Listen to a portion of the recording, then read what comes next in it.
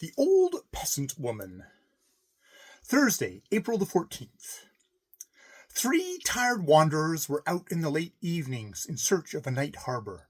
They travelled over a poor and desolate portion of northern Smallland, but the sort of resting place which they wanted, they should have been able to find, for there were no weaklings who asked for soft beds or comfortable rooms. If one of these long mountain ridges had a peak so high and steep that a fox couldn't in any way climb onto it, then we should have a good sleeping place, said one of them. If a single one of the big swamps was thawed out, and was so marshy and wet that a fox wouldn't dare venture out on it, this too would be a good night harbour, said the second. If the ice on one of the large lakes we travel past were loose, so that a fox could not come out on it, then we should have found just what we were seeking, said the third. The worst of it was that when the sun had gone down, the 2 of the travellers became so sleepy that every second they were ready to fall to the ground. The third one, who could keep himself awake, grew more and more uneasy as night approached. Then it was misfortune that we came to land where lakes and swamps are frozen, so that a fox can get around everywhere. In other places the ice is melted, but now that we're well up in the very coldest Smallland, where spring has not yet arrived, I don't know how I shall ever manage to find a good sleeping place. Unless I find some spot that is well protected, Smire Fox will be upon us before the morning. He gazed in all directions, but he saw no shelter where he could lodge. It was a dark and chilly night, with wind and drizzle. It grew more terrible and disagreeable around him every second. This may sound strange, perhaps, but the travellers didn't seem to have the least desire to ask for house room on any farm.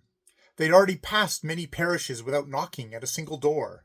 Little hillside cabins on the outskirts of the forest, which all poor wanderers are glad to run across, they took no notice of either. One might almost be tempted to say that they deserved to have a hard time of it, since they did not seek help where it was to be had for the asking. But finally, when it was so dark that there was scarcely a glimmer of light left under the skies, and the 2 who needed sleep journeyed on in a kind of half-sleep, they happened into a farmyard, which was a long way off from all neighbours. And not only did it lie there desolate, but it appeared to be uninhabited as well. No smoke rose from the chimney, no light shone through the windows, no human being moved on the place. When the one among the 3 who could keep awake saw the place, he thought, "Now come what may, we must try and get in here. Anything better we're not likely to find." Soon after that, all 3 stood in the house yard. 2 of them fell asleep the instant they stood still, but the third looked about him eagerly to find where they could get under cover. It was not a small farm. Beside the dwelling house and stable and smokehouse, there were long ranges with granaries and storehouses and cattle sheds, but it all looked awfully poor and dilapidated. The house had grey, mossy-grown, leaning walls, which seemed ready to topple over. In the roofs were yawning holes, and the doors hung aslant on broken hinges. It was apparent that no one had taken the trouble to drive a nail into a wall on this place for a long time. Meanwhile, he who was awake had figured out which house was the cowshed. He roused his travelling companions from their sleep and conducted them to the cowshed door. Luckily, this was not fastened with anything but a hook, which he could easily push up with a rod. He heaved a sigh of relief at the thought that they should soon be in safety. But when the cowshed door swung open with a sharp creaking, he heard a cow beginning to bellow. "Are you coming at last, mistress?" said she. "I thought you didn't propose to give me any supper tonight." The one who was awake stopped in the doorway, absolutely terrified when he discovered that the cowshed was not empty. But he soon saw that there was not more than 1 cow and 3 or 4 chickens, and then he took courage again. "We are 3 poor travellers who want to come in somewhere where no fox can assail us and no human being capture us," said he. "We wonder if this can be a good place for us." "I cannot believe but what it is," answered the cow. "To be sure the walls are poor, but the fox does not walk through them as yet, and no one lives here except an old peasant woman, who isn't at all likely to make a captive of anyone. But who are you?" she continued, as she twisted in her stall to get sight of the newcomers.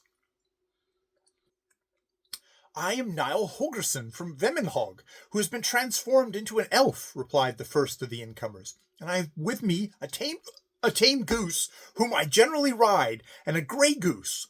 Such rare guests have never before been within my 4 walls, said the cow, and you shall be welcome, although I should have preferred that it had been my mistress to come to give me my supper.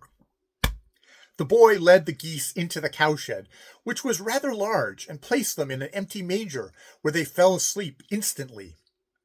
For himself, he made a little bed of straw, and expected that he, too, should go to sleep at once. But this was impossible, for the poor cow, who hadn't had her supper, wasn't still an instant. She shook her flanks, moved around in the stall, and complained of how hungry she was. The boy couldn't get a wink of sleep, but lay there and lived over all the things that had happened to him during these last days. He thought of Ossa, the goose girl, and little Mats, whom he had encountered so unexpectedly, and he fancied that the little cabin which he had now set on fire must have been their old home in Smallland. Now he recalled that he had heard them speak of just such a cabin, and of the big heather heath which lay below it. Now Ossa and Mats had wandered back to where their old home was again, and then, when they reached it, it was in flames. It was indeed a great sorrow which he had brought upon them, and it hurt him very much. If he ever again became a human being, he would try and compensate them for the damage and miscalculation. Then his thoughts wandered to the crows. When he had thought of Wndrfl, who had saved his life and had met his own death so soon after he'd been elected chieftain, he was so distressed that tears filled his eyes. He had had a pretty rough time of it these last few days. But anyways, it was a rare stroke of luck that the goosey gander and Wndrfl had found him. The goosey gander had said that as soon as the geese discovered that Thimbletot had disappeared, they had asked all the small animals in the forest about him. They soon learned that a flock of Smallland crows had carried him off, but the crows were already out of sight, and whither they had directed their course no one had been able to say. That they might find the boy as soon as possible, Akka had commanded the wild geese to start out, 2 and 2, in different directions to search for him. But after 2 days' hunt, whether or not they had found him, they were to meet in northern Smallland on a high mountain top, which resembled an abrupt, chopped-off tower, which was called Talberg. After Akka had given them the best directions and described carefully how they should find Talberg, they had separated. The white goosey gander had chosen Wndrfl as travelling companion, and they had flown about hither and thither with the greatest anxiety for Thimbletot.